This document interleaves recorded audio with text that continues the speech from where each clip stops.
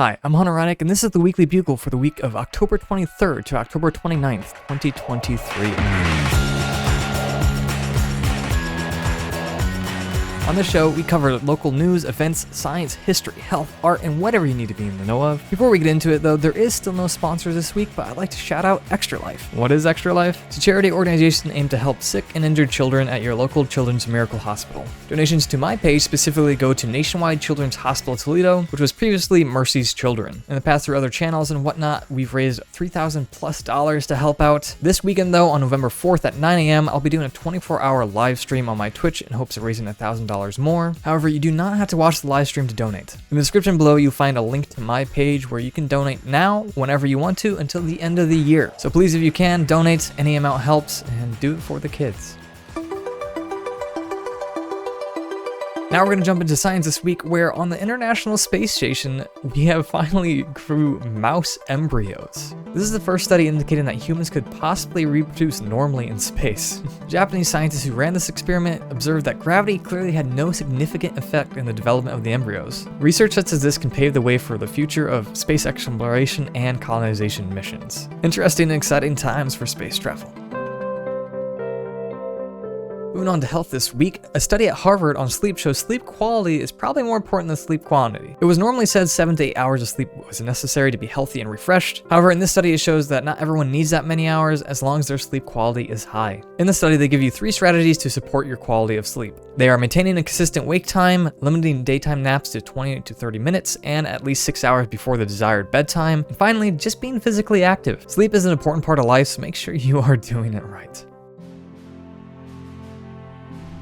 This week in history, on October 24th, 1901, a 63-year-old schoolteacher named Annie Edison Taylor became the first ever person to successfully go over Niagara Falls in a barrel. Yeah, a barrel. You may have seen this in movies and documentaries before, but this started a weird trend where 15 other copycats between 1901 and 1995 attempted this stunt. Sadly, where only 10 survived. However, no matter the method, going over the falls is illegal, so please do not try this at home, or try at Niagara Falls.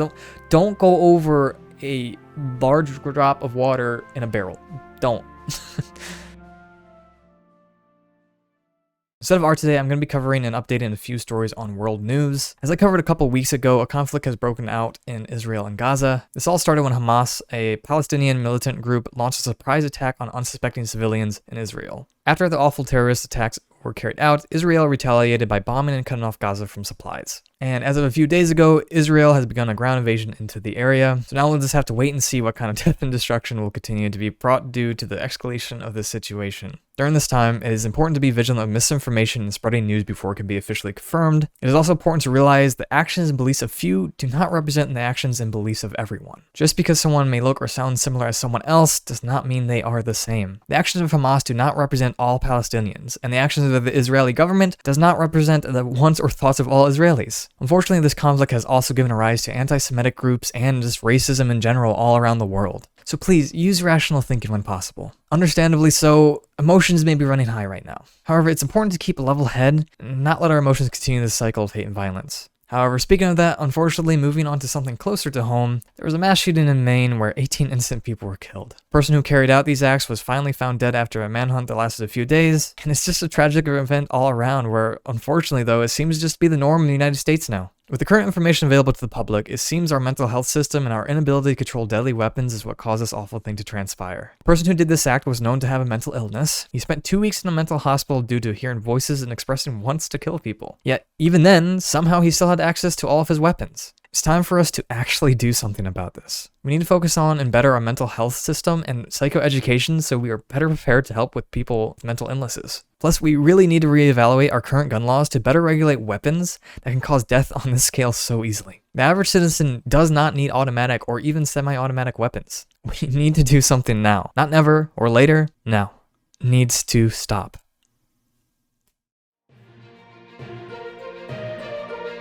Finally, moving on to local news and getting a little bit less heavier topics. A few weeks ago, I checked out the Harvest Fest at the Toledo Zoo. It had lights, art, and events all around to get you into the fall and Halloween spirit. It was a great time to walk around and appreciate the spectacle of the lights and the animals. If you've never been to the Toledo Zoo or Aquarium, it's an amazing place to check out and learn about nature, even if any event is not going on. If you'd like to see or learn more about the Harvest Fest or the zoo, check out the link in the description or at the end of the video to see the video I made about it. Also, a few weeks ago, I checked out the MAGEE Marsh Visitor Center. It's a beautiful new building built to teach you about the history and nature of the MAGEE Marsh and surrounding area. It's really a cool and relaxing place to go, so I definitely urge you to check out if you like nature walks, hiking, or just, animals and nature in general. If you'd like to learn or see more about MAGEE Marsh in the center, check out the links in the description or click the card at the end of the video to watch more.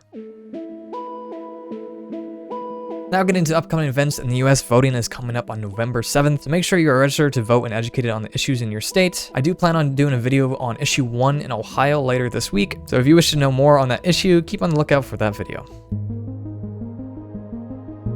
Finally, leave you guys off with something nice and wholesome. Here's a video submitted by Root Sniper and r/wholesome on Reddit. This video is about an adorable dog taking us for a ride down the stairs. Enjoy.